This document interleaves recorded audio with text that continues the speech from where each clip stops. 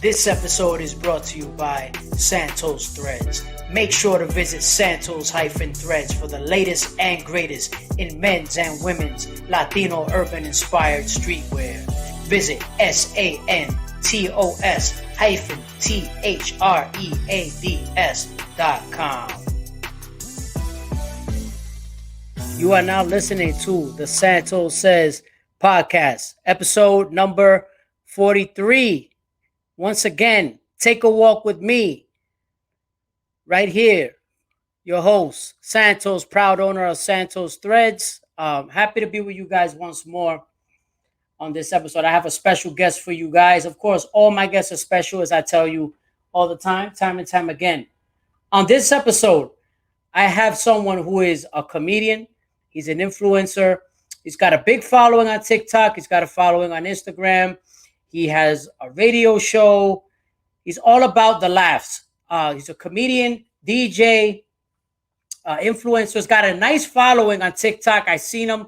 You might have scrolled through some of his material while you're just going through your normal day-to-day. His name is Rafael Gee. He is here joining me. He is a fellow Latino like me as well. I believe he's Puerto Rican as well. And just happy to have him here. And without further ado, I'd like to welcome to the show, Rafael Gee. Oh, wait. Before I do that, don't forget to follow me on Instagram, Santos Thread Shop, as well as on TikTok, Santos Thread Shop. And if you're watching on YouTube, please, for the love of God, press the like button, comment, subscribe, the whole thing. It costs you nothing. If you're liking this content, please, by all means, share it, the whole thing. And without further delay, my guest, Rafael Gee.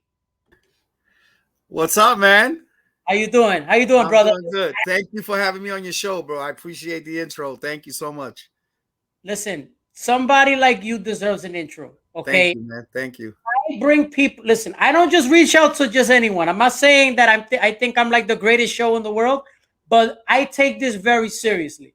Okay? So do I. On my show, I do the same thing. I've been doing this since 2006. If you're gonna bring people to a show, you got to bring people that's gonna bring something to the show. Correct. Where your listeners are gonna enjoy it, you're gonna enjoy it. The guest is gonna enjoy it. You always got to. I'm telling you, man. I've been doing this for a long time, and we're gonna get into that because we'll get right into it, right? Without further delay, I ran into. You know how I ran into you? I ran into you, and I'm full disclosure. I am rarely ever. I don't love TikTok. TikTok is your bread and butter. God bless you. Godspeed. Yeah.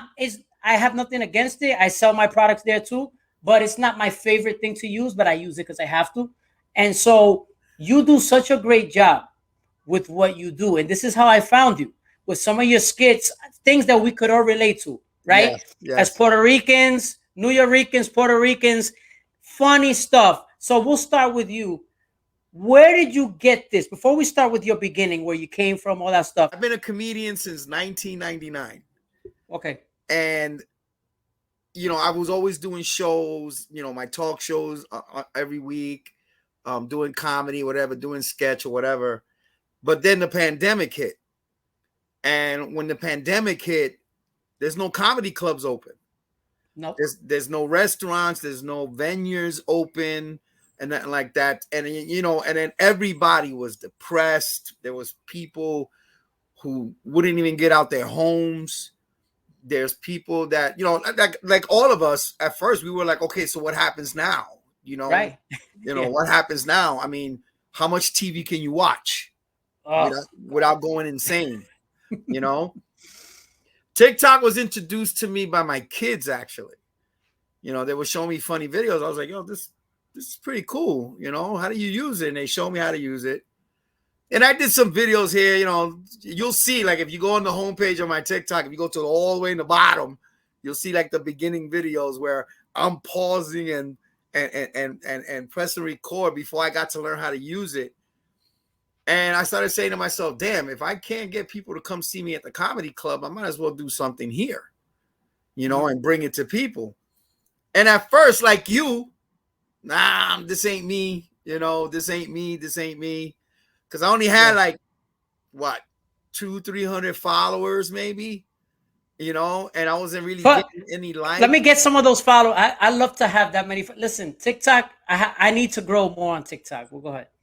So one day, I mean, like, this really, everything started changing for me about 2 months ago, actually. 2 months ago, I was at 700 followers. Now I'll be hitting 22,000 by the end of the weekend, you know? Wow. And it was just putting videos. I said, you know what?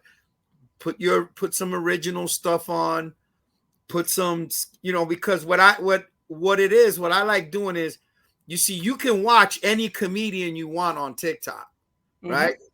And they tell their jokes, but you don't have anybody acting out the joke. That's what makes it funnier. Right. So I went into Amazon, started buying some wigs, hats, and stuff like that.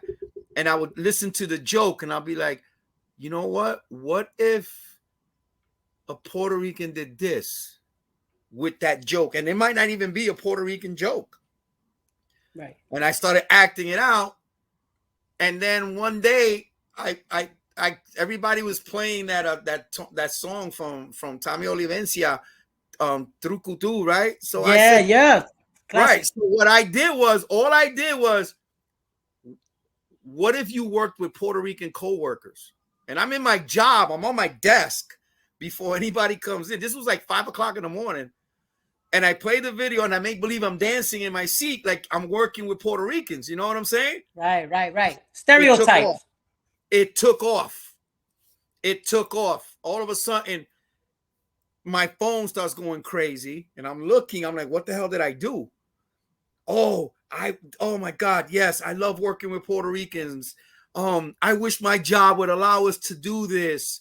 And blah, blah, blah, blah, blah, blah, blah. And I was like, holy crap. And then I did the one that's very popular. It's like, it got like 160,000 hits on it. About the guy complaining that his wife cooked penne with white rice. Yeah. Okay. Yeah. That's not even me. That's another person. All I did was act it out. That video took off. I got comments like, you ungrateful son of a gun, your girls, you should be happy that your girl's cooking for you. And I'm saying to myself, don't they realize this is not me? Right. So I said, I got something here. You're acting it out so well that people actually believe is you. Right. And that's all I do. Like, I put myself in a moment. Okay, this particular one, how would you do? Oh, wait a minute. What if your girlfriend was cursing you out? So, you know, you got filters on there that make you look like a woman. All I did was buy right. And it's me having a discussion with my girlfriend, and people are eating it up. They're eating it up. But I didn't want to be that guy who imitates everybody else, because I got my own material. That's right. So I put up an old clip of a show that I did that answered a lot of questions for Latinos, not just Puerto Ricans, for Latinos, rather you're Dominican, Mexican, whatever. Why is it that all the great horror movies don't have Spanish people in them? Good. Yeah. All right. Right. So I did it. The joke that I do is, what if you had a Puerto Rican in the movie The Exorcist? We're not going to call a priest. We're definitely not going to call the cops. Unfortunately, we're into so much santeria. I'm going to call Doña Cuca, and Doña Cuca is going to go in there and fight this demon. And I I did that, and it took off, my man. That's the one that put me on the map. It's relatable. I got people telling me, yo, dude, we've been waiting for somebody to say something like that, you know? And I also did it where I put Aguanile in the background. Like, that'll be our theme song. Yes. Like, she'll kick through the door. Boom. Aguanile. You know, like when Superman comes in, he has his theme. Batman has his theme. So why can't our people have their theme? Aguanile, yeah. Yeah, and we come in, and you're not going to bring in a cross and holy. You're bringing everything. Chicken, fucking coconuts, Walter Mercado pictures, Santa Barbara pictures. We're hitting everybody with it. We're hitting this demon hard because you and I both know, being Puerto Rican, and I'm not putting down the Santeria thing. I'm not doing that at all. I know what you mean. Yeah. And I never made fun of it because my family believes in that. It's an actual religion. It is. Yeah. And I want to clear it out. Santeria is not brujeria. There's two different things. That's right. That's a big misconception. I say that all the time. That's a huge misconception. It's a religion. It believes in Jesus. It believes in the saints and everything. That's what's called Santeria. Brujeria, it's a totally different monster. I don't fuck with that. But I can curse. I'm sorry, right? Yeah, of course. Okay. This is your show, bro. Don't worry about it. Yeah. No. No, you're good, pal. Don't worry about it. Yeah. So when I did that, at first I got negative feedback, like, hey, don't mess with that. I said, hold on a second. I'm not dissing it. I'm letting everybody know we believe in this so much that if you're gonna make a movie realistic with Latinos in it, in a horror movie, especially with that, you're gonna bring a Santeria. There's no way in hell that you can make a Puerto Rican movie, rather it's Paranormal Activity, Exorcist, Poltergeist, that you're not gonna have a Santera in the movie. No way. Sorry. It's impossible. It's impossible. If you're gonna, they're not gonna bring the cross. Not only the cross, they're gonna bring, like you said, they're gonna bring all the dolls. They're gonna bring backup. They're gonna bring a bunch of people dressed in white to come in there and kick this demon's ass. Yep. And when I did that, it took off, my man. That's the one that put me on the map. That put me on the map. And then, of course, I do all the other characters, but the main character now that everybody loves is the Juan Sanchez. Yeah. I did the interview. They got a filter, like if you're on CNN and you're doing an interview, everybody's doing the Chris Rock smack thing. Will Smith. Yeah, I know. I was like, damn, everything's the same. Everything's the same. Everybody's using the same sound. I said, wait a minute. What if a Puerto Rican was reporting live from the Oscars? Now, Juan Sanchez is a dedication to two of my uncles. My godfather, his name was Juan Sanchez, and my uncle, Che, who had that, oye, ¿cómo está, papi? Dios te bendiga type voice. You know what I'm saying? Right. I combined it both, and I did the interview reporting live from the Oscars. Mira! Because, when you get those Puerto Ricans, they tell somebody, they exaggerate it. Oh, yeah, everything. You know that guy, Chris, Chris Rock. Everybody hates Chris, right? So Will Smith, the Fresh Prince of Bel-Air. You know what I'm saying? The Men in Black. He smacked them in the face. I did that shit, bro, to the moon. People were like, yo, this is so original. You didn't use the same sounds everybody did. You didn't do the same joke. You gave it a different perspective where a Latino will come in there and report. And at the end, I said, I bet you if it was a Puerto Rican, he'd get his ass kicked. Because yo le cago una cuchilla, le do nothing. And people ate it up.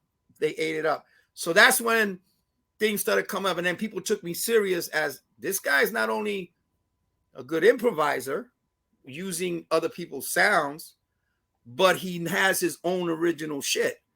And other stuff I did with Juan Sanchez came out. I did a battle against the Island Boys. Dude, I got it on my Facebook and I got it on my IG, but it got taken off of TikTok. Why? In 1 hour, that video hit 100,000. Wow. I actually did it where I'm standing next to them, like we are doing right now, like side to side video, and they're talking their shit, and I did a freestyle rap against them because they were like, "Island boy, I'm an island boy." So I was like, "Island toys, you're a bunch of island toys. I'll smack you in your face. You're disgusting to the human race." Dude, in 1 hour, 100,000 hit, and freaking TikTok took it down. Why? Why did they take it down? I was They bullying. give you a reason? Oh, they called it bullying. Dude, every single comment, I had over 700 comments. Everybody said, finally, somebody taking these punks down. Finally, somebody take these guys are jokes. Oh, you're so hysterical and this and this and that. So they got taken down. I was like, damn, man. But why did they? Okay, so this is my question for you. Why did you? I guess it's open to interpretation, right? Why what they consider bullying, but why is it okay for them to do what they do, but then when you come out with a response, they take? Do you have any idea? Like, It's because I think it's cancel culture. uh, Um, because I look at it like this, and I know if you look through my page, I did an actual serious PSA. You know, telling these women, stop what you're doing on this. Stop with the twerking. Stop with the walking through the beach with your ass out and all this shit, because they're not looking at you as a woman anymore. They're looking nope. at you as either something up, Right. or Right. hey, look at this whore. Right. Look at this. Look at that. You don't know what it's doing to your family. You don't know what it's doing to your close friends, whatever. And because it takes away from a lot of us that are putting out good material. I mean, there's people on there that are amazing with what they do. Like, damn, they should have their own TV show, you know? And you look at them and you're like, damn, why he only got like 100-something thousand followers and this chick got 2 million and all she does is walk around the house in her panties? Yeah. You see it all the time. You know? So when I went up against the Island Boys, I ragged them, dude. Like I had people telling me, yo, man, I'm sending this to them. I said, send it to them. I don't care what they're gonna do. Please, you know, I shit bigger than them. You know what I'm saying? Right, right. So I guess since they're bringing in money for TikTok with all the stupidity that they do, you understand what I'm saying? Because they're verified, supposedly. They're at another level. So they saw somebody that came up and be like, damn, if this nigga can come over here and destroy them with just a couple of words the way he did. Imagine if another verified person said, you know, I don't like them guys, man. You know, I'm going after them too. They're going to be like, shit, this guy got to them. Imagine somebody who got more followers gets to them, you know? They viewed it as a threat. It was a threat. Exactly. It was. But being in comedy, I learned that it doesn't matter if you win the contest. It matters who watches you, you know, because I've been in contests where I know I won. And they gave it to the next guy because he had 30 people in the audience. You know what I'm saying? He brought tickets. Right. And after the show, I'm like, okay, it happened. But the owner will come to me and say, yeah, I got to pay him the prize because he won, but I'm not booking him. I'm booking you. So he got his little $100 to buy a little drinks that day, but I get $150 for every time I do a show. So who comes out winning? That's right. You know, what I tell a lot of comedians that are going out there or people in any type of entertainment, yes, it's good to get paid for what you do when you finally make it to a certain level. But on the way up, you got to give freebies because you never know who's in the audience. You never know who's going to be like, yeah, they featured this guy, but this guy was funnier. This guy I can relate to, or this girl I could relate to, you know? It could be in any type of, it could be in singing, comedy, whatever. Somebody could say, wow, you know, like, I like this guy. Like my show is called Raw and Ready, the R&R show. Wait, hold on. I want to get before we get to that, because I want you, I have this down. I wrote this down in my book, right? I want to talk about your show. I'm going to ask you about what the network is about as well, the channel, the station. I kind of want to get the background from you as far as tell the audience, where is Rafael Gee from? Rafael Gee was born Rafael Gracia Jr., 1971 in Bellevue Hospital on the Lower East Side. Son to two Puerto Rican parents, my mother, my father who passed away in 2012. But I grew up in a 100% pure cultural Boricua house. Like, if I walked into the house and I don't say my bendiciones, I'm getting smacked. That's how pure Puerto Rican my family is. I'm talking about pateles every winter, holidays. If the baby farted for the first time, we're throwing a party, you know. I'm being honest, you know. Yeah. I grew up in a big family. I grew up in the Lower East Side. From the Lower East Side, we moved into like East New York, Brooklyn, Bushwick, and stuff like that. Eventually, I settled down in Queens. I started doing comedy because I was always a clown. I was always the guy at the party imitating a cousin or imitating an uncle and telling stories exaggerated and everything like that. And the way I became a comic was by accident. A co-worker of mine back in 1998 invited me to her party, right? So we go to her party. All the co-workers are there. We're having a good time. And I'm always, like I said, I imitate my co-workers. I imitate my boss. And she was like, oh, Rafael, do this guy. Rafael, do that guy. Rafael, do this guy. Rafael, do that guy. I was like, okay. Well, but after a while, after a couple of drinks, I was like, yo, am I a fucking clown to you or something? Like, what the fuck? Her husband was like, no. I produce comics. I wanted to see how you act for yourself. Oh. So I was like, damn, bitch, you set me up. He was like, how do you feel about doing stand-up? I was like, well, I never did it. He goes, listen, all you got to do is bring 5 people. You go on stage, you give me 7 minutes. That's all I need. I said, okay. Did my 7 minutes. The rest is history. I've been doing it ever since. Wow. And so there's my question though for that, because I know you said you were the funny guy, right? Mm-hmm. So probably in school you were the class clown, right? Oh, yeah. You made, girls, you get girls with laughs, right? Yeah, that's always the best part. Yeah, I got a few. That was always the best thing. I always feel like it doesn't matter. It does matter like how you present yourself, but I always thought that you could make up for certain not having money, right? Not having money, not having the best gear with jokes. Exactly. Let me tell you something. Whatever comedian tells you I had a good life is a liar. So true. It's a liar. Bernie Mac, one of the greatest of all time, said, they asked him, where does your comedy come from? He said, pain. Okay? Mm-hmm. I'm not going to say that my childhood was great, but I'm not going to say that it wasn't bad either. You understand what I'm saying? Everybody has their flaws. You go through things in life that you're like, shit, am I going to come back from this?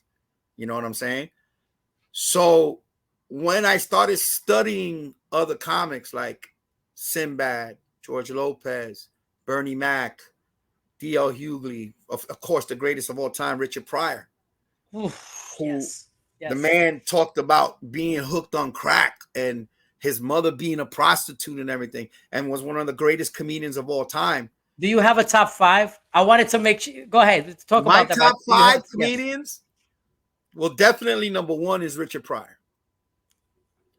Number 2, to me, and people might be like, why him? Is Sinbad, because he never cursed. He's up there. There's an art to that. Well, there's an art to that. I agree. If you ever watch Sinbad, you can watch all of Sinbad's shows. He never curses on stage. That's so true. And they asked him, how come you never curse? He goes, because my mother and my father was always in the audience. Okay. Wow. Number 3, of course, Bernie Mac. Number 4, George Lopez.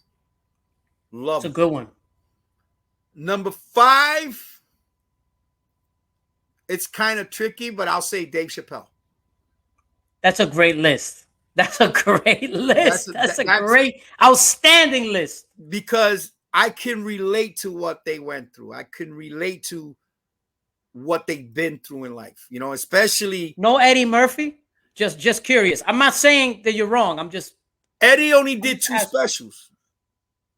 There were really great specials though. Right. To be fair. You're right. He did Raw and he did oh my God, I can't remember the first one.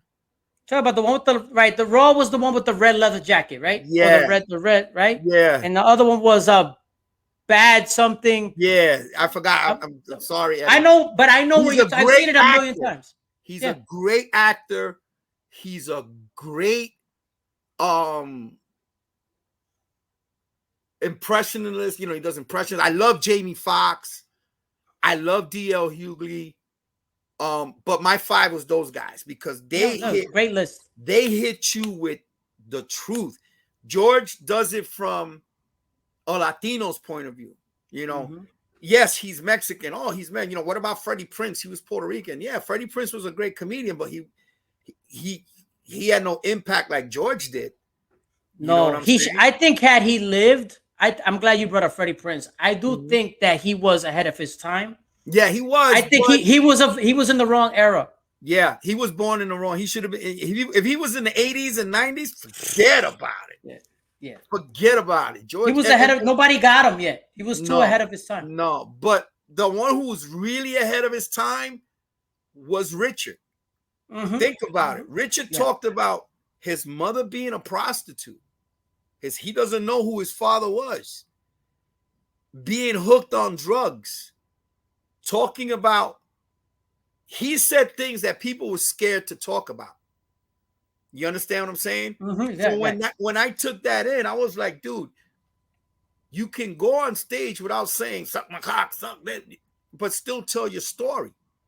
You know, the Def Jam comedy era was the one that really opened the door for me because I was like, damn, Chris Tucker, Martin Lawrence, all these guys coming from there. And you're like, holy shit, man, I can do this. They're saying my story. Right. Because if you can look at 100 comics. They're all going to say the same joke, but in different ways. They're all going to say jokes about their mothers, their fathers, or doing drugs, or fighting with the girlfriend, or whatever with your kids, and how come blacks or Hispanics are not in movies, or this and that, whatever. You know, you got your political comics, you got your gay community comics, you got your straight comics, you got this, you got that. Comedy has a flavor for everybody. You know, rather you like, I'm not into like political comedy. Like Bill Maher, he's a political comedian. Don't like him as a stand-up. But I love his talk show. You understand? He's good at that. Yep. Because he's good at that. Like he's for the people, but he has his own beliefs. You understand what I'm saying? So with that, when I took in the comedy, I was like, tell your story, be yourself. Because when you first start out, everybody wants to be Eddie Murphy. Everybody wants to be Richard Pryor. Everybody wants to be Sinbad. You'll see guys trying to imitate Bernie Mac or this one, that one. I'm like, and I did that for my first 2 years. But after a while, I was like, wait a minute, I'm Puerto Rican. I ain't black. I ain't white. I ain't this. I ain't that. Let me tell my story. And I started thinking, damn, when I did this, how do I explain this? When I did that, how do I explain that? And then you start looking at things differently. Like I'm always studying every day. I'm studying every day. Like I watch movies. I got everything on my house. I got Fire Stick, this, that, whatever, you name it, just to study. And I'll come up with a new joke and I'll be like, oh shit, what if a Puerto Rican did that? Or what if a Mexican did that? Or what if a Chinese guy did that? You know? And I put it together little by little. And then I started bringing in personal stuff that I went through and told my story because comedy is the cheapest psychologist in the world. You can go out on stage, vent, make people laugh, and feel better when you get off. Because you're like, whew, somebody listened to me. You know, it's like you said, I do videos where can relate to people. Believe me, I get DMs. It's been very overwhelming, but in a good way. Yeah, I get DMs every day, brother. When I tell you, Santos, I got to charge my phone 2-3 times a day. I get DMs from people. I had a bad day at work. My mom's just died. Or, hey, man, I was thinking about killing myself, but I watch your videos. You make my day. I had one bro that made me cry. The guy was like, yo, man, this pandemic hurt me. I lost my girl, this and this and that, man. I was thinking about putting one in my mouth, but I watch your videos, bro. Put me in a better mood. Put me in a better sense of thought. Now I got a new job. I'm starting over and this and that. And I'm like, wow. That's all great. For a 30-second video? So then I said to myself, you got something here. Just go with it. Take it as far as you can take it. Would I love to be famous? No. Successful, yes. Interesting. Successful, yes. Famous, no. Because you could be famous for anything. That's right. Will Smith, I thought was the coolest dude in the world. I loved his movie, loved his music. You took that all away when you went on stage and did what you did. He ruined his reputation forever. Okay, you remember it was untouchable reputation, spotless. And what hurt me more was that it was finally being the Oscars was being produced by an African American. Right. After the pandemic, they could have picked anybody else. People of color, because we're considered people of color too. Right. Correct. We finally got that shot to put on a great show, and one of our own goes up there and does that most ghettoest shit in the world. They mess it up. You know, the same thing with you know what though? I have a theory though. I have a theory, and I'm curious to know your take on this. I have a theory. See, I like to think a little bit outside the box with stuff like that. I hate to say this, and people think I'm crazy, and this is my opinion. I'll stick to it. Okay. I think that it happened. Yes, I believe that it was for shock value. I do not believe that he just did that on his own. Because, I'll tell you why. Think about his reputation before that. Mm-hmm. For him to just go and do that, to me, something doesn't make sense. I tell you my point of view on it. My point of view of it, he got sick and tired of Jada's bullshit. I'm going to keep it as real. Yeah. I'm going to keep it as real as I can keep it. First of all, your family is rich because of Will. Right. Not because of Jada. She hasn't been hot since the 90s. Let's be honest. Exactly. I mean, Jason's lyrics ain't making you money, and Tupac is dead.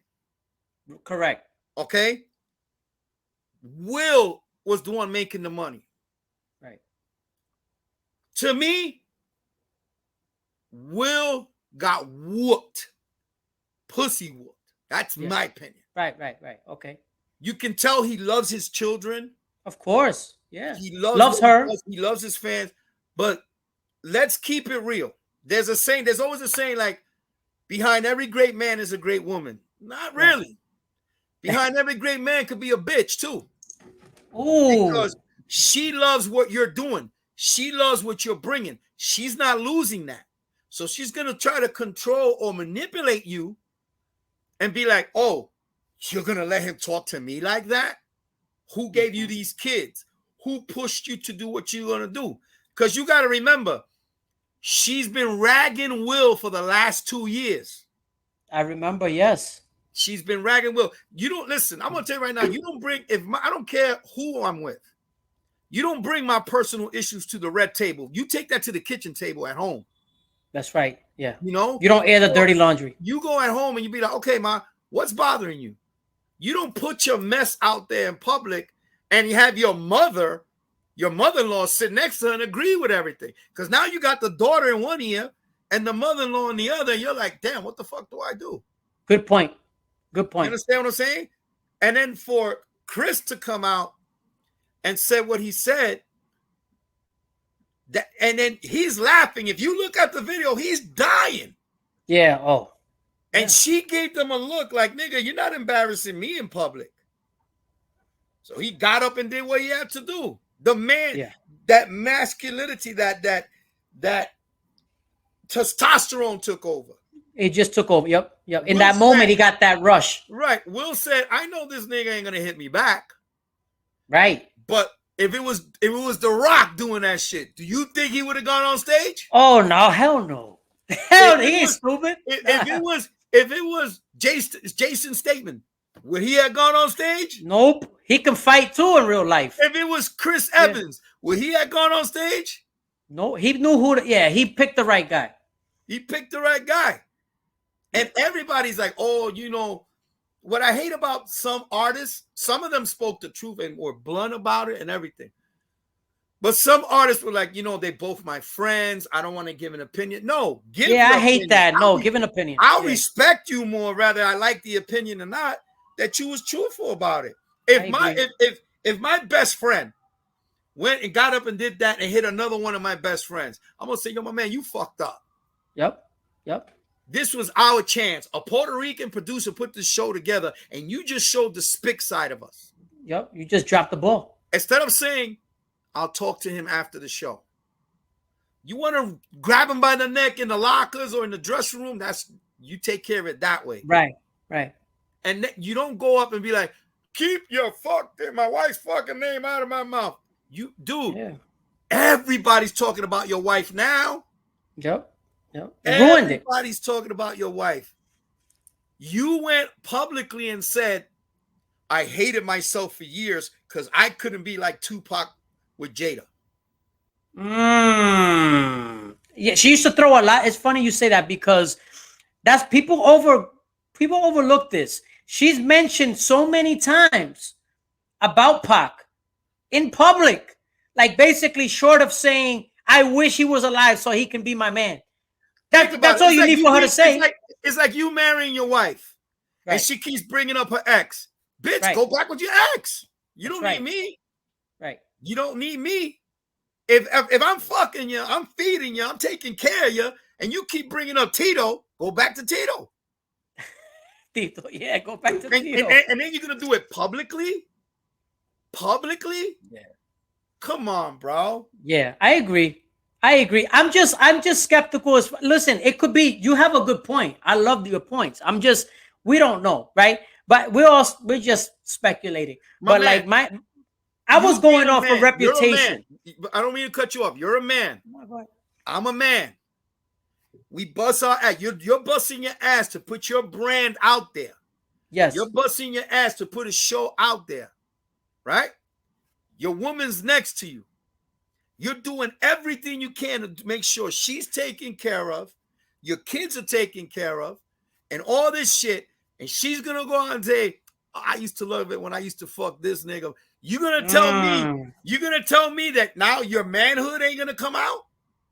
Good point. Sooner or later, you're going to be like, yo, bitch, enough. Enough, yeah. Enough is enough. Yeah. You understand what I'm saying? I'm not doing this for nothing. I'm not saying Jada wasn't talented. She was a very talented woman. Yeah. But Jada forgot where she came from. Yeah. Pero se le fue el tren, like they say. Yeah. The train passed. A long time ago. And she had opportunities. Come on. Your man is making all these movies. You could have done something with him and said, babe, let's build a project together. Right. Let's direct a movie together. They never did it. You know that? They never did it.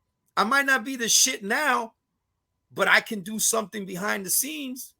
I'll give you a prime example. Ron Howard. Yes. He was Richie from Happy Days. But nobody remembers Richie. They remember the Fonz. A good point. Yeah. Ron Howard is one of the greatest directors in the movie industry today. Good point. He left Happy Days because he said to himself, I know I'm not going to make it the way I'm going to make it here. The show is the Fonz. The show is Scott Baio, the good-looking guy. I'm a redheaded ginger man. Let me use my brain and look at him now. Academy Awards, all this stuff. Come on, you got to use what you got for the best of it. You understand? Good point. No, you're 100%. 100%. And getting back to you, right? Because that's what you've managed to do, right? I mean, you're using your gifts, and your story is interesting because then I was looking, obviously you sent me I'm sorry I missed your last show, right? I wanted to see it, but eventually I want to check it out as well. Talk to me about what R&R is, what that show is, and talk to me about that network, right? LDM network. Talk to the audience about that. All right. The R&R show has been around since 2006. Wow. It was originally the Ralph and Ralph show. It was two of us. Okay. I was Rafael. He was Ralph. And we started in a studio called Llegamos Radio. Okay. And this was before MySpace. Okay. We were doing it through Microsoft Player. Okay. Wow. Yes. And we were getting listeners because we were more underground. We were very raw. Our first show was on the day that Saddam Hussein got hung. Ooh, I remember that. Yes. and people were like, give us your opinion. And I went in, called them everything in the book.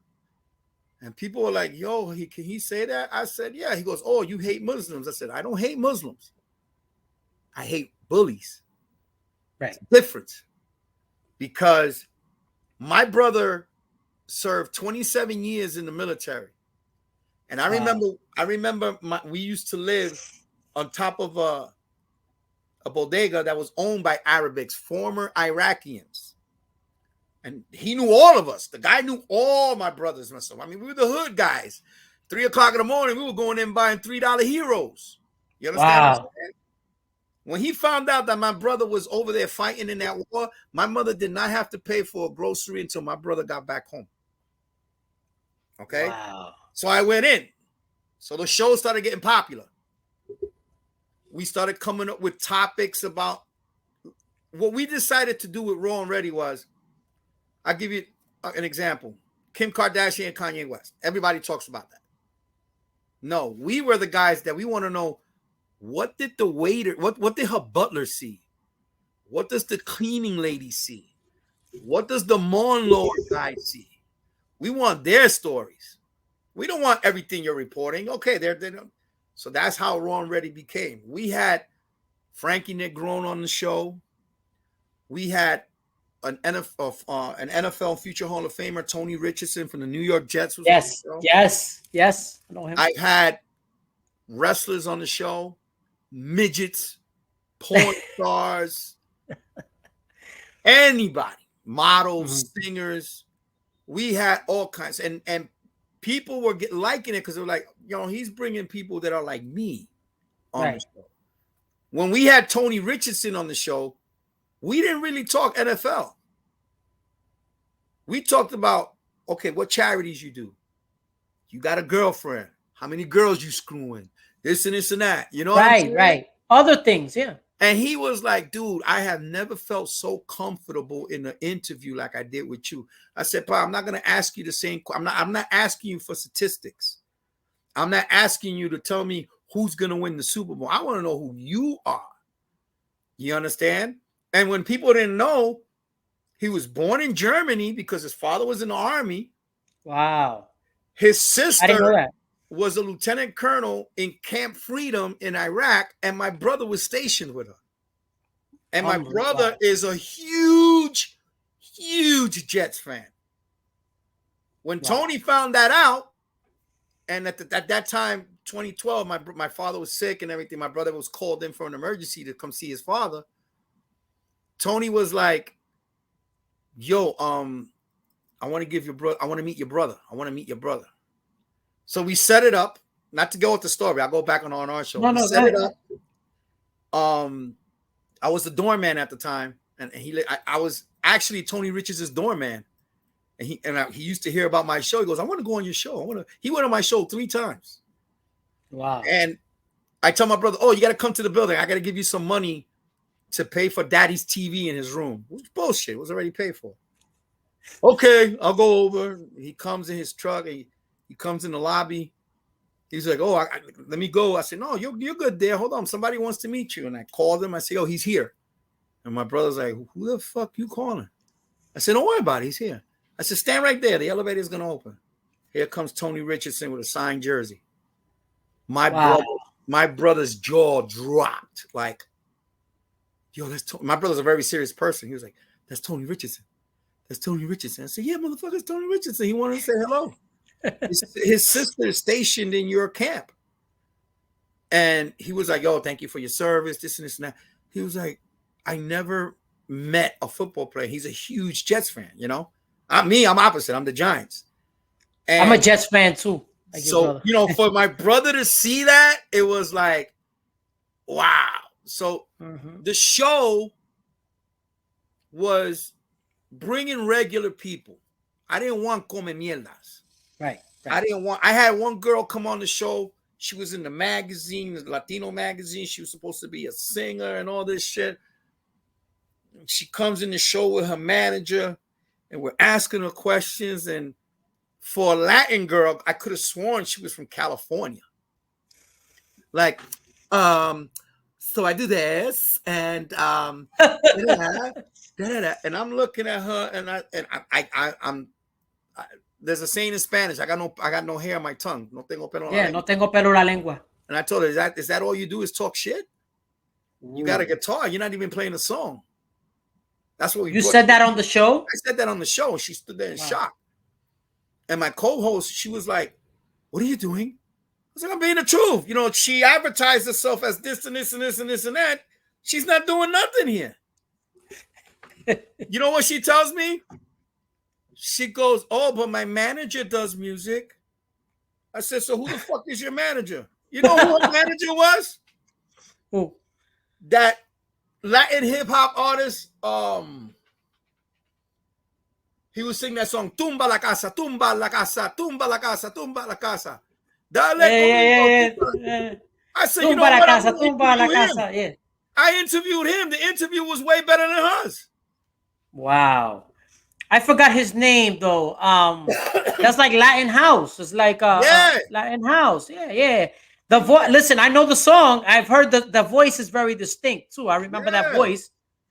And he was like, Tumba la casa. And I'm like, yo, wait a minute. You're matter of fact, I'll get you the name right now. I got it here somewhere. Damn, and I can't remember. I was like, yo, you're him? And he was like, yeah, but I don't, that's old stuff and shit. And I was like, just give me a second. I'm gonna get it for you. And I was talking to him. I was like, yo, dude, I mean, I'm a fan. Right. I'm a fan, And he was like, nah, I don't do that no more. This and this and this and that. He don't sing anymore? He don't sing anymore. See, they're putting up the new guys, not him though. I know who it is. Chuleta. Tumba la casa, tumba la casa.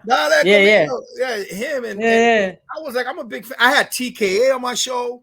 Oh, yeah. I had, I had the original Giggles on my show. She's a school teacher now and everything. I mean, go figure. Who would have thought that? School teacher? How you go from the original Giggles to a school teacher? Yeah, you remember that that bullshit sequel they did to Carlito's Way? Oh my God. You know what I'm talking about. Why do you remind me of that? I forgot that existed. You just you just caused a headache for me now. Remember the brother that was such a pain in the ass that Mario Van Peebles had to kill him? Right. He was on my show. He was on the show Oz. Yes. All right, that guy. Show, and I told him, I said, yo, dude, everybody hated you in that fucking movie, bro. Oh, hated. I hated you in that movie. I hated the movie. Forget about I hated the movie. And he was like, then I did my job. I was like, you did. And you know what? He's a hip hop artist. He was recognized as the top 50 undiscovered acts. And he says, acting ain't there for me no more. It's music. Wow. And he's doing very well right now. Very well. I don't know if you watch Channel 11 News with when they got that cartoon Tita. I know. Do you know what? You know Tita? Do you know Tita? I know Victor Cruz person when he was 16 years old. Yo, tell Tita to holler at me, bro. Yo, like, I've been wanting to talk to Tita. I've been wanting to talk to him. Let me just open up the windows a little hot in here. Go ahead. That's my man, bro. Very talented. Man, that dude, I've known him since he was 16 years old. Hey, let me tell you something, mija. Yes. All right. Him and I have done shows together. I think we're actually doing a show together June 9th at the Copa. Shout out to him, man. He is I love what he's doing. He was there. Because we all have a tita. We all have a tita in our family, right? If you watch the new West Side Story movie, there's a scene in the beginning where this guy, like with reddish hair, freckles, goes, Mira, déjalo tranquilo. That's Tita. Wow. That's Tita. And he was there on the show when we first started in 2006. So we end up going from Brooklyn, end up going to the Bronx and everything. And I ended up where I'm at now, which is the LDM network. The gentleman who owns that, shout out to Charles La Loma. He's like a brother to me. He does a lot of community stuff. He helps out with like the cancer walks and, guns down, lives up, movements. He helps out with the gay community, the Bronx Puerto Rican Day Parade. He has other shows on there. I've been working with Charles now before his son was born, and his son now is going sick, about 6 years old, going on to. And I do the show with him every Wednesday, because I used to have co-hosts. Now I made it a one-man show where if I get a guest, I get a guest. If not, I'm just kicking knowledge, making people laugh, telling them about events that are coming up and everything. Tell the audience. I want you to tell the audience where, because we're gonna plug all your stuff. So I want, because this is in audio as well as in video on YouTube. Yeah, when it goes up, tell everybody where they can find you. They can find me in the show every Wednesday night on Facebook Live on the LDM network at 7 p.m. every single Wednesday. It's an hour show. You could also find me on Instagram, Rafael_Gee, Gee. And you can find me on Facebook as Rafael Gee, or you can find me on TikTok with Rafael Gee116. I love doing it. I also have a SoundCloud page I DJ. It's called DJ LG DEEJAYL.G. on SoundCloud. I got over 500 mixes on there. And I do a little bit of everything. And the reason why I do that, because one of the biggest regrets that I have is I never learned how to play an instrument to play with my dad. You understand what I'm saying? So when I became a DJ, it was my way of putting out music the way he did it. Like he used to do whatever song people wanted him to sing. Then before my dad passed away, he used to tell me, I always knew you're going to be a comedian. And then, you start thinking, yeah, dad. Yeah, right.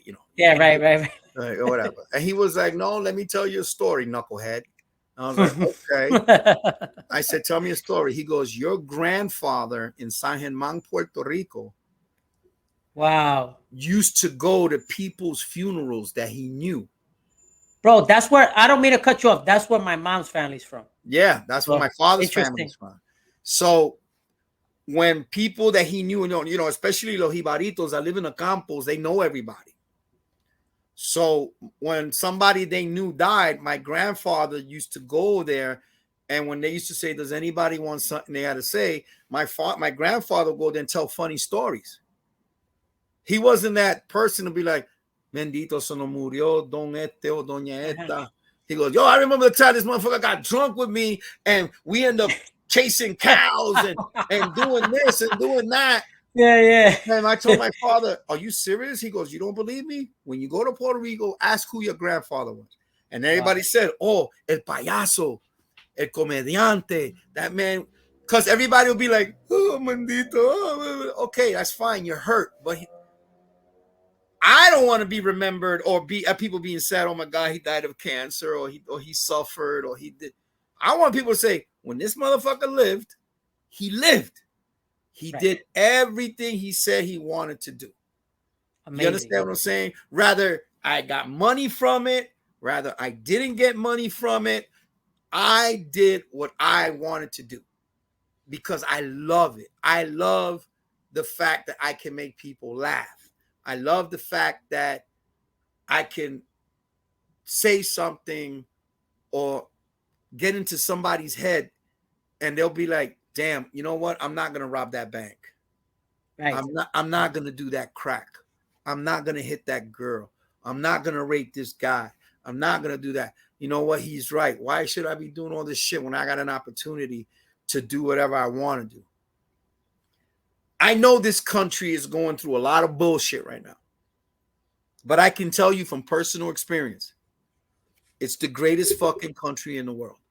Yes. Because we're allowed to do what we're doing right now. That's right. And we ain't got to worry about a soldier coming into the door and putting a bullet in us because we spoke our mind. Say what you want to say about this country. Yeah, of course. Up, but not every great country is perfect. We got a lot of flaws to fix. But I can go on stage and say, fuck Trump, fuck Biden, and some people will laugh at it. And live. Right. And live. You couldn't do that in Cuba. No. Fuck Castro. Pop out. Done. Done. You can't do that in Russia. You can't do No. that in China. You can't do that in Korea. You understand what I'm saying? It's sad. It's sad, but you're right. And yes. the show works off of that. I'm gonna say what I feel. You might not like it, but I'm gonna say what I feel. I'm gonna tell you what I feel. I'm the type of person that you're gonna ask me a question. I'm gonna give you an answer, but I'm not gonna leave you hanging. Right. It might not be the answer you're looking for, but I'm giving you an honest answer. Right. You're being real. So the show is based on that. We had a topic this past week, and the topic was, and I said, I'm going to start some trouble tonight. And I put up the topic and said, guys, would you let your woman accept a gift from another man that you couldn't afford to give her? And that shit opened up the floodgates. I love that topic. That's a good topic. People were commenting, no, this is wrong, blah, blah, blah, blah, blah, blah, blah, blah, blah, blah. I read the comments on Facebook because I tell people, you comment and I'll shout you out on the show. And people love to hear their names on radio shows or whatever. Right. And I did that. And then everybody, okay, what's your opinion? I said, I wouldn't give a fuck. And the reason why I wouldn't give a fuck is if you know I'm doing my best to take care of you, and you came to me and said, I want this phone that costs us $1,300, but all I got is $800. I can't get you that phone. Let's wait till it goes down. But you went to another nigga and said, damn, my man can't get me the phone because he only has $800. And he goes and buys you that phone and you take it. That's a reflection on them. You made your choice, baby. Now you go with him. That's right. You can't stress over that. No, I'm like, that speaks on them. Oh, right, but if you love her, you fight for her. I said, no. Those days are over. Those days about why you looking at my girl or why you talking to them days. I'm 51 years old, baby. I'm not no little kid no more. I'm not chasing no bitch. You know what I'm saying? Rather, I love her or not. I was married for 20 years. I have 4 beautiful kids. It got to a point in the relationship where we're not in love anymore. You go your way, I'm going to go mine. People, you're going to wait to, start dating again? What are you talking about? I started dating the day after. I'm going to live. People be like, that's wrong. You didn't love her. No, I did love her. We had 4 beautiful kids together. I did everything I could. We grew apart. But I'm not going to stop living because of her. You see, people don't seem to understand. A woman will fuck whoever she wants. A man will fuck whoever he can. You know what I'm saying? That's a gem. You see what I'm saying? That's a gem, man. Yeah. So if I got it, I'm gonna take. If they offer, I'm gonna take it because I don't know when I'm gonna get it. I'm not The Rock. I'm not Chris Evans. You understand what I'm saying? I'm a Puerto Rican with no hair from New York. So if a girl likes a chubby guy, he's cute. I'm on to niggas sit. Yes. Watch me. Well said. Oh man. You know what I'm saying? Listen, Watch me.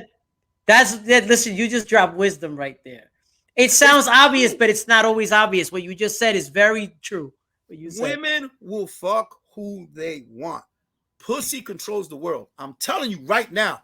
Yes. I'll give you proof. Braveheart. The nigga went up against England because they killed his woman. They didn't kill his mother. They didn't kill his father. They killed his woman. And he went after England. Yep. And that's based on a true story. Think about what I'm saying, my dude. Presidents have lost countries because of a woman. That's right. You understand what I'm saying now? Oh, yeah. Kings have been killed because of a woman. It controls the world. Think about it. We come out of it. We come out of a toto. Right. It gives us life. Right. The first woman you fall in love with when you're born is your mother. Your mother. And where did you come from? Her toto. Yeah. And you're going to be controlled by that toto. You're raised by that toto. You're being taught by that toto. That's right. Your mother can make you or break you. That's so true. I'm keeping it as real as I can keep it. I love that. Nah, you're right. I love that. I'm not saying that other men can't do the job and everything. I had a beautiful father. Yeah, my parents got divorced when I was young, but my father was still my father. You only get one mother. But you only always say that. Mom. One mom. There's nothing like, I'm a father too, and I agree with that though. You know what I'm saying? So with the show, this is what I kick on the show. The same way I'm talking to you, that's the way I am on my show. And people hit me up, yo, dude, that shit you said about women can fuck whoever they want, and nigga, I never looked at it that way. It's true though. It's true when you say it's true. But I'm like, yo, dude, it's the truth. My father used to tell me this. When I broke up with my ex-wife and everything, you know, the mother, like I said, pussy controls. The mother was putting shit in my kids' ears. You know, oh, if he went with this woman, it's because he was having an affair, which I wasn't. I wasn't. We were already separated when I met this other woman. The divorce was getting there. We were roommates with kids. That's all it was. She slept on one side of the house. I slept on the other. Nigga, I got needs just like you got needs. If you don't go get it, that's your problem. I'm going to get it when I can. And my son tried to step up to me like a man. You know, I give him credit for it. He did it with respect, but he tried to step up. And he was like, what do you think grandpa would have said if he was still alive and he saw what you and you did what you did? I said, you want me to tell you the truth or you want me to lie to you? He goes, tell me the truth. I said, you know what your grandfather would have said to me? A woman's like standing at a bus stop. Don't chase it, nigga. There's another one coming. I'm keeping it as real. You know what my mother said to me? You're your father's son. Chico, because your father did the same thing when we got divorced. I'm my father's son. I'm keeping it as real as I can keep it. Everything that I say on my show, or my comedy, or anything like that, comes from reality. It comes from the heart. It comes from what I saw. I was fortunate enough to grow up with people older than me. You understand what I'm saying? Because I was always a lot older for my age. So I grew up fast. In the 70s, you're listening to the Bee Gees. You're listening to Saturday Night Fever. I'm listening to the Stylistics. Okay. Yes. Because my uncles were playing that. So I learned about music the way it's supposed to be done compared to what it is now. Well, let's be clear though. Bee Gees made good music too. Yes. Let's be clear. But the Bee Gees stuff was for commercial. Right. I get that. Come on. Lenny Williams. I Love You. One of the greatest, like my man Steve Harvey said in The Kings of Comedy. It's the greatest love song a man has ever written to a woman. Mm-hmm. And I was like, what the hell is he talking about? And I listened to that song. I was like, God damn, this nigga loved that woman. I grew up listening to Nelson Ned. I grew up listening to Jose Feliciano. You understand what I'm saying? Right. I grew up listening to them, listening to that music, listening to Hector Lavoe singing bolero, not the salsa, the bolero, the love song. Wow. Let me tell you something about that. It's interesting you brought that up. I have to throw this in there because you brought him up. I told my father this because my father is, my father is very old school. He listens, like he loves Hector Lavoe. He says Hector Lavoe is the greatest salsero of all time. Nobody can touch him, right? And I agree with to a certain extent. My favorite has actually always been Frankie Ruiz. My favorite, but that's because I'm younger. Yeah. But I grew up with old school. I grew up old school too. I'm younger, but I always grew up like people think I'm older because of I'm so knowledgeable about older stuff. So it's like I grew up in that music, right? So I'd say this is going to sound controversial. You ready for this? Okay. I make the argument that Hector Lavoe sings bolero better than he sings salsa. Oh, of course. Thank you. Ain't no doubt about that. Thank you. Ain't no doubt about that. Ain't no doubt about that at all. It is so good. So good. what made Hector Lavoe famous was El Cantante.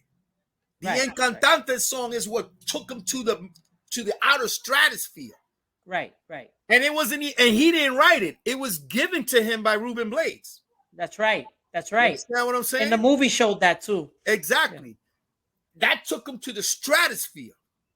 The thing is with Hector, he knew how to get the people.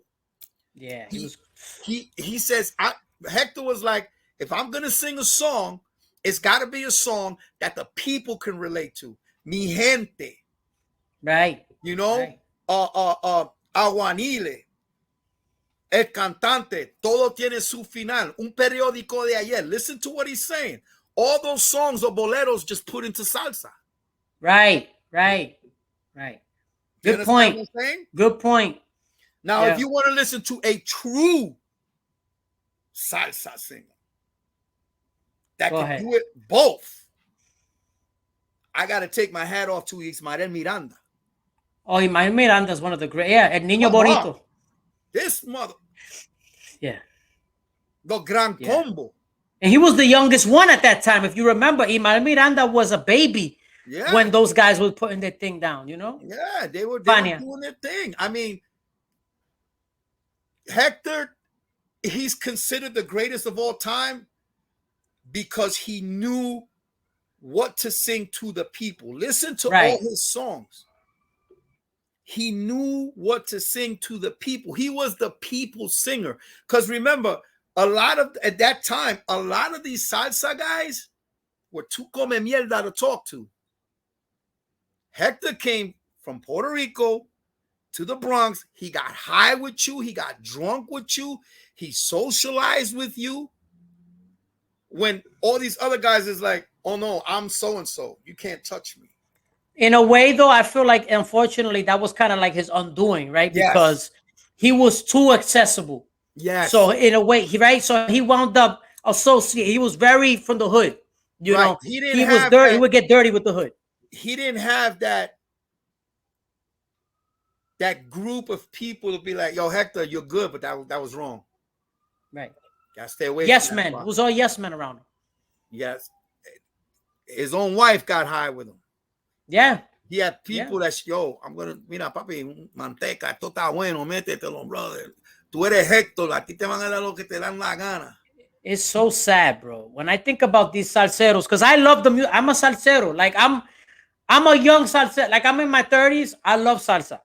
And I always tell people that the best salsa was not from the 80s. The 80s salsa to me was the worst salsa ever. In most parts, yes. In most, except for Malvin Santiago. Malvin Santiago, not Eddie Santiago. Eddie Santiago, he was a couple of songs hit maker. That's it. Yep. If you know, honestly, and I hate to say this because I know him personally, go ahead. But he still is, to me right now, the greatest salsa right now is Mark. Mark did it all. Yeah. Mark touched certain parts of the music world as a salsero that a lot of other people couldn't touch. You understand what I'm saying? Remember, he started out in freestyle. Yeah. Mm-hmm. And then he went from not only doing freestyle, he started doing the salsa. Then from the salsa, he went into the English, came back and hit you with a salsa again. Mark is a talented son of a bitch. I give it to him. And a smart businessman. He's a smart businessman. Because let's keep it real, brother. When he hooked up with J-Lo, we knew that wasn't going to last. Yeah. But it was a good business move on both parts. That's right. It worked out. And they had kids. And everything. And it worked out because they're both two of the most popular Puerto Ricans in the world right now. That's right. You can mention any other Puerto Rican. Oh, Roberto Clemente, Tito Trinidad, this one there. Yeah, but it's Mark and J-Lo right now. Yeah. You can have that.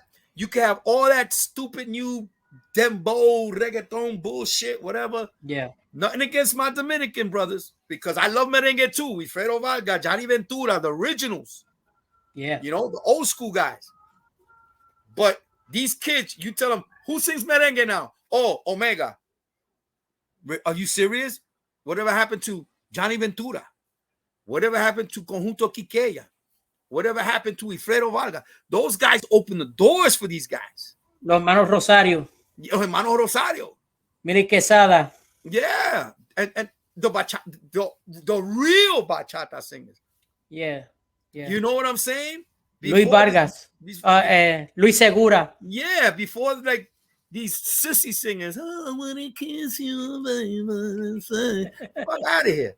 You know, those guys open the door. So I look to those guys. You know, I'll give you an example. My son is 25 years old. He was into Biggie. Nothing against Biggie. I said, I want you to listen to this guy. Who's that? His name is Rakim. Let's listen to him. Woo. Yes. He learned. He listened to Microphone Theme. Yes. I see my son doing Microphone Theme. Yeah, he's doing this. I'll never let the mic magnetize me no more. My son was like, Dad, who the fuck is that? I said, that's Rakim. Yeah. Dad, you got any more? I said, here's his album. Listen to the album. Yeah. He's been hooked ever since. Rakim, Cool G Rap, LL Cool J, all these. And he's like, yes, Papi, there's guys before Biggie. Biggie was good for his era because the only reason why Biggie was good for that era, because in that era, we had no more New York rappers. LA. Good point. They took over the whole game at that time. Yep.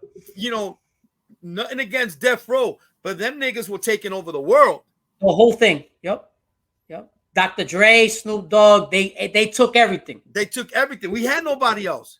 Yep. Nas wasn't really done yet. Jay-Z wasn't really there yet. Here comes this fat, crusty looking, crooked eye motherfucker talking about baby. Change the world. I gotta tell you something though. And I gotta be honest with you. I became a fan because I was like, that's New York hip hop. I gotta be honest with you though. I'm gonna tell you this, and this is what I believe as well though. Yes, Biggie was huge for that. But now you mentioned my favorite rapper's favorite rapper. Now you know who I'm gonna tell you who my favorite rapper is Nas. Okay. Now, Nas, to me, this is just my opinion, pound for pound, is the greatest MC that's ever lived. Of course. Now, if there was no Rakim, there'd be no Nas. Don't get me wrong. But I'm just saying. I'm gonna tell you this right now. Nas is a fucking lyricist. Yeah. Rakim was a lyricist. Yeah. Big Daddy Kane. Big Daddy Kane. Love a lyricist. Kane. Cool G Rap, a lyricist. Yep. KRS-One, holy shit. All he did was come out with the South Bronx, the South, and destroyed Queensbridge. Yep.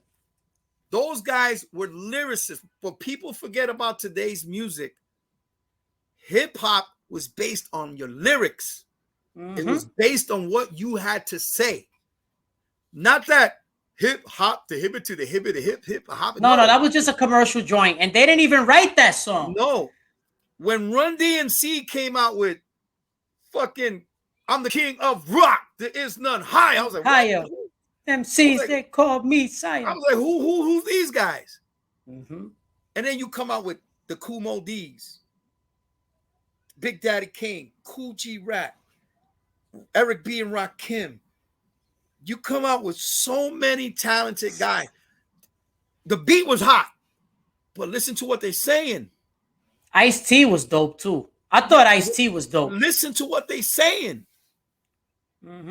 When I told my son, I said, yo, yeah, he's saying but Dad, he's talking about like, ooh, I get more butts than ashtray. Okay, that's a hot one. I said, but listen to what Rakim is saying.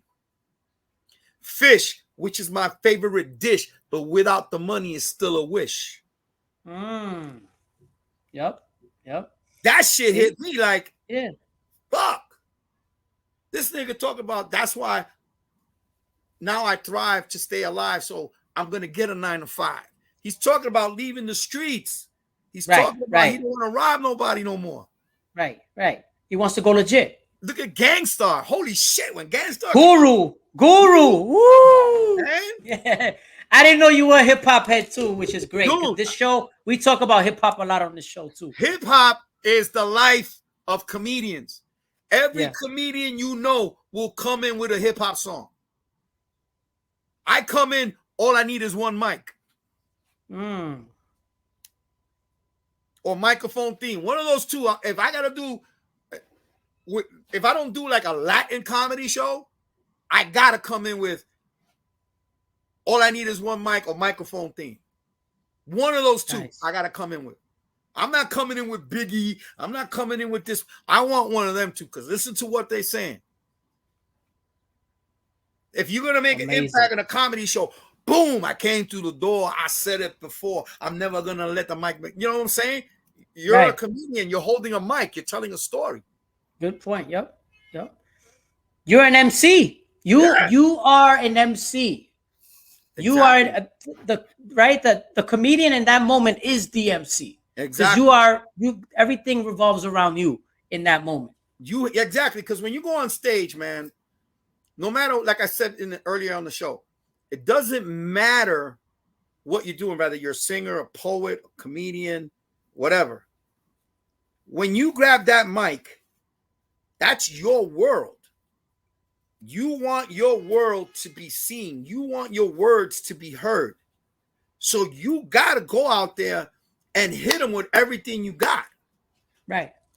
To make an impression. Some might not like it. Some might say, damn, that nigga was funny. Or that girl was talented. And you don't need to shake your ass and move your tits and all that shit. That's all fine and dandy. But let's keep it real. If J-Lo was an ugly bitch, she wouldn't be who she is today. No, because she don't sing very well. And her acting skills are very mediocre. Let's keep it real, bro. Let's keep it real. Tits and ass sell. Everybody made a big thing about, J-Lo's ass. I said, you ever heard of a woman called Edie Chacon? Yes. Put her to shame. Edie Chacon was not only beautiful, she could dance. Edie Chacon can sing. Edie Chacon was one of the first Puerto Rican entertainers that did everything. She went on David Letterman, and here's this skinny Jewish comedian looking, it's Iris Chacon. And I ain't never seen a white boy look at a Puerto Rican woman the way he did. Nope. Marilyn Monroe. You want to talk about ass? You mentioned Edie Chacon. Yo, Marilyn Monroe was a dumb bitch. She was no actress. She was no singer, but her body sold. Right. But if Marilyn was ugly, there wouldn't be no Marilyn. But now you take a female comedian like Carol Burnett, who's to me, and Lucille Ball, who to me was one of the greatest female comedians of all time. That's right. They weren't that good looking, but Carol Burnett used to put on a show every week that will guarantee to make you piss. As in, when you're a kid, you're like, that's not funny. As I got older and I'm watching these old shows, Carol Burnett, the old Saturday Night Live, the original cast, Jane Curtin, all these women. And you're like, oh my God, this thing was hysterical. They did this in the 70s? Wow. They were doing this shit in the 90s, in the early 2000s. They already did it in 74, 75, 76, 77, 78. People talking about racial jokes. Watch a skit. I'm going to give you some school. I'm going to give you some homework, Pop. Go ahead. Go on YouTube and watch a skit that Chevy Chase did with Richard Pryor. That's called The Job Interview. And Chevy Chase, this is 1977, Papa. Live on Saturday Night Live. Chevy Chase has his paper and he's interviewing Richard Pryor for a job. He goes, so you do this, you do that. He goes, yes, I do. He goes, well, we're going to give you an assessment test. An assessment test that they're doing now On Indeed, when you want to apply for a job, they make you do this test, right? Wow. The question was, I'm going to give you some words and I want you to reply back. Richard Pryor said, okay. He goes, spear chucker. Richard Pryor goes, honky. Nigger. Richard Pryor goes, dead honky. Watch that shit. Dude, I cry every time I see that shit. Comedy genius. But you can't do that now. No, you can't. No. Oh, you can't say nigger. You can't say this. Who says I can't? I'm not fighting with a black guy and calling him a nigger. I'm saying what they tell me. Listen, I don't care if you're white, black, Chinese, Arabic, whatever. You got a Spanish man and you got the spick. What's the difference? The Spanish man goes to work, follows the rules, takes care of his family, takes care of his children, does something positive in his life. What does the spick do? Sell drugs, beat his woman, rape kids, whatever. Same thing with a black man. The black man that goes to school, does the right thing, makes something positive. Then you got the nigga that sells the crack, that does this. Everybody has a ghetto in their race. I don't give a fuck who you are. That's right. That's right. You got the white man and you got the cracker. It's the same shit. It's the same shit, my brother. If you don't believe me, ask D.L. Hughley. He said this on his set. He said, I got a nigga working for me and a black man working for me. Here's the difference. The black man handles my money. The nigga makes sure I get hotel rooms.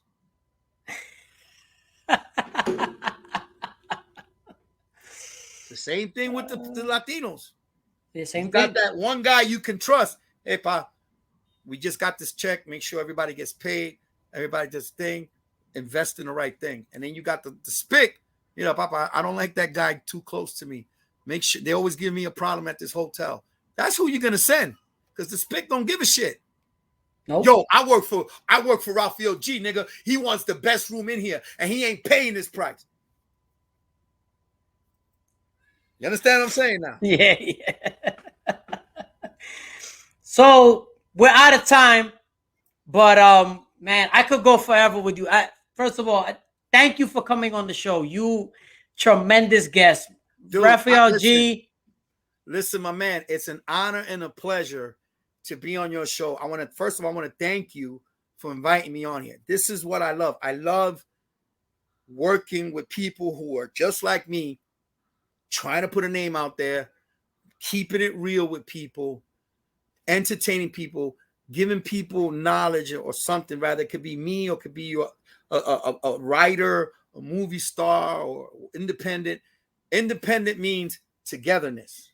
That's right. We're all independent. The commercial, that's a different world. Right. And I'll say this on your show. I've said it on mine. Go ahead. I will never sell my soul to the devil. Like I said, I'd rather be successful than famous. If this gets me to become a thousandaire, I'm good with that. Yep. Because I'm 51 years old. I was poor for 45 years. Shit's changed for me. You dig what I'm saying? Yeah. I've been poor too long to say, I'm going to get me a nigga. I made some money. I got me a Ford Focus. I ain't buying no fucking Lamborghini. I ain't buying no fucking Camaro. I got a Ford Focus SEL, fully loaded, tinted windows, rims, and everything. I made it spickish, but it's mine. Yeah. You straight. I'm straight because I always believe 4 wheels is better than 2 heels. Remember what I'm saying, my brother? Yes, yes. 4 wheels is better than 2 heels. I never made fun of anybody who had a fucked up car. Why? Because at the end of the day, karma is a bitch. And believe me, she's fucked me over twice already. You understand what I'm trying to tell you? Yep. When I didn't have a car and niggas were driving me to the bus stop and the train station, when I got my car, them same niggas that's yo, get in. No, I'm good. Nah, get in. Because when I didn't have it, you took care of me. That's right. That's what being independent is about. That's right. And my dude, thank you so much. I can't Rafael wait Gee. to replay this. You know, please, dude. When the next show I get in the Bronx, you got to be there, bro. No, definitely. We're gonna connect. We'll hook up offline. Definitely. Rafael Gee, everybody, thank you so much for coming on. Make sure you guys follow him on social media. Go ahead, plug your socials one more time before we. TikTok, Rafael Gee 116, just like it's spelled on the screen. Facebook, Rafael Gee, just like you see it on the screen. On Instagram, it's Rafael_G. Okay. On SoundCloud is DJ DEEJAYL.G. 500 mixes, all free. I'm not asking for a dime on this. You know what I'm saying? Because I love entertainment, people. This is what I love doing. Brother Santos, God bless you. Dios te bendiga, bro. God bless you. Dios te bendiga. Gracias. Un placer. Thank you, brother. Man, I can't wait to see the replay. Yo, I'm plugging you, son. I'm going to plug you. You know what I'm saying? No, I appreciate you, bro. I appreciate you, Papa. Thank you. You know what I'm saying? Listen, we got to stick together, Papi. Because remember this. Remember these words, Santos. If I die tomorrow, remember these words. Support is free. That's right. That's right. Support is free. Amen, my brother. Thank you so much. Take care of yourself. Thank you so much. All right, brother. Thank you. All right. Rafael Gee, man, that was so great. That was great. And of course, that was episode number 43. I want to thank my guest, Rafael Gee. Of course, you guys follow him. Check out his show, R&R on the LDM network, the Bronx. Don't forget to follow me on social media, Instagram, Santos Thread Shop, TikTok, Santos Thread Shop. Don't forget to check out santos-threads.com. Working on some new merch. Sign up today. Get 15% off your purchase. And of course, as always, don't just say what you mean or mean what you say. Say it with your chest. Peace. Yo, this is Juan Sanchez reporting live from the Oscars, bro. You ain't gonna believe what happened. Yo, Will Smith, the guy from This Is the Man in Black. You know, that guy, the Man in Black, the Fresh Prince, right? He smacked Chris Rock in the face, bro. The all see, like, everybody hates Chris. He hit him in the face. And Chris was like, yo, oh shit. Will Smith hit me in the face. Will Smith was like, yo, man, stop talking about my fucking wife, you motherfucker. And Chris Rock was like, yo, I didn't say nothing wrong. She looks like Sinead O'Connor in color. That's it, you know? And then Chris was like, yo, he stood there like nothing, right? And then, check this out. El Padrino, the Godfather, Denzel said, you motherfuckers, you guys, I'm going to kick you out. King Kong got nothing on me. And then I was like, yo, hit him back. He did that chancleta. I hit him with a stab him. Like, he lucky it wasn't a Puerto Rican. He would have been fucked up. I tell you right now. I tell you.